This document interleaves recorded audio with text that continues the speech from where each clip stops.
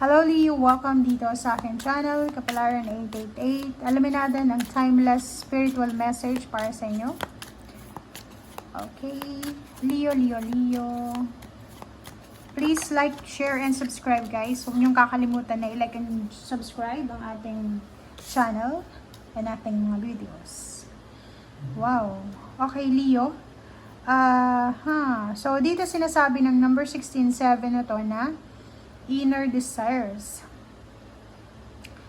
Kailangan mo daw mag-set ng intention dahil ikaw ay papasok sa isang phase of prosperity or maybe have sudden windfall. So dito sa barahan to is number 7 siya. So kung naghihintay ka ng financial success or kung ano man to, set some intention, manifestation, prayers, dahil ikaw daw ay papasok sa isang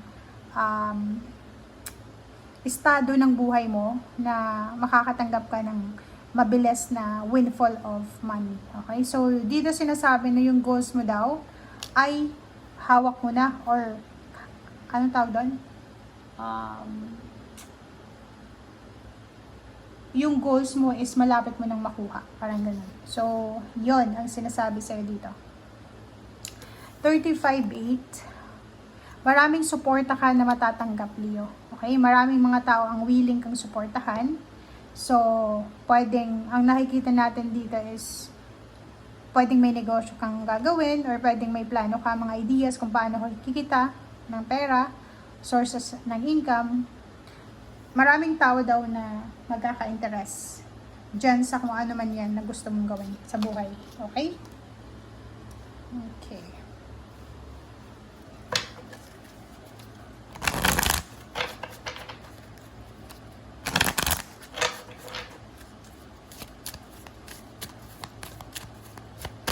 Oops. Okay, hummingbird, miracles. Wow. So, it's a miracle daw ito. You are the joy bringer. So, ikaw daw ay tagapagdala ng kaligayahan. And, ikaw daw yung source ng positivity and love. So, energy, source, and your shining wings, spread the miracle of happiness. So, if ever na may kakayahan kang magpasaya, magbigay ligaya sa mga tao, sa paligid mo, gawin mo yan. Kasi sinasabi sa'yo ng baraha na binibless mo yung mundo with your optimistic and love attitude. Diba? So, yun. Yun ang sinasabi ng baraha. Ituloy mo daw yung pagiging positive. Ituloy mo daw yung pagiging source ng happiness. Either sa family or posibleng sa ibang tao.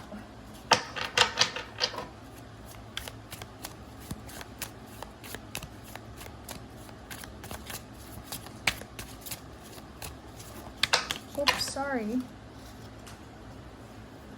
Wow, ang dami mo. 10 of Swords.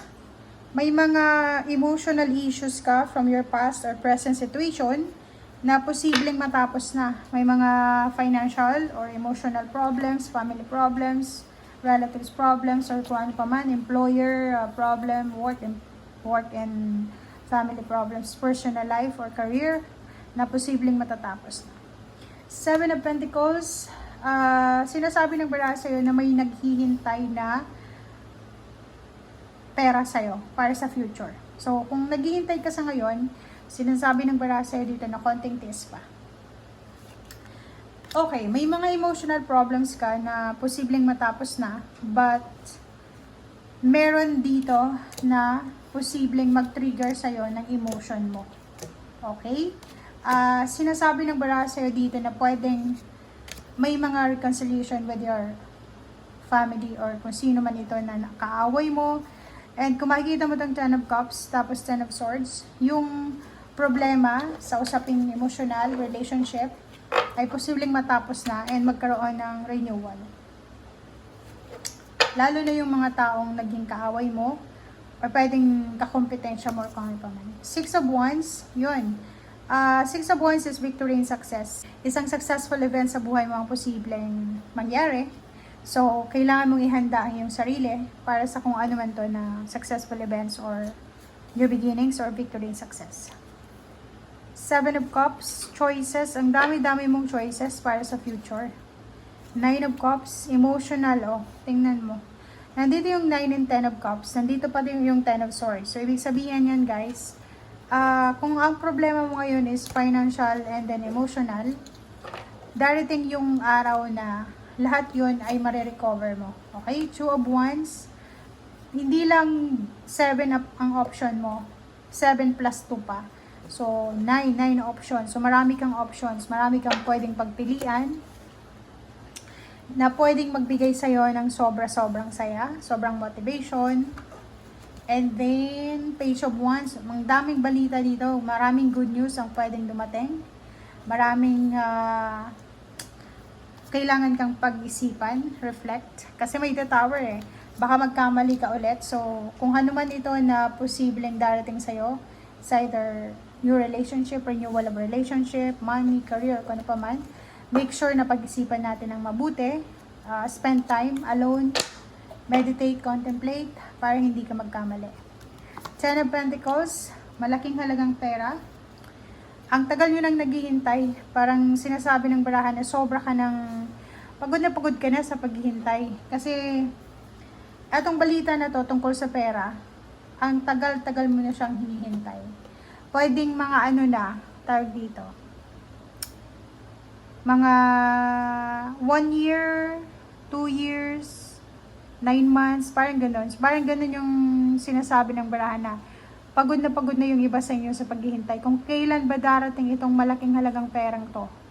Kung lump sum yan, like umutang ka ng pera sa bangko, pwedeng inheritance, o pwedeng retirement or back pay, sinasabi ng baraha dito na sobra ka ng pagod na sa pagpaprocess ng papers, pagod ka na sa paghihintay, di pa balik-balik ka na doon sa agency kung saan mo kailangan na i-withdraw yan, and still waiting. Kung makikita mo dito, naghihintay ka eh, di ba? Parang iniisip mo, kailan kaya ito darating? Kailan kaya siya i-release kung pera yan?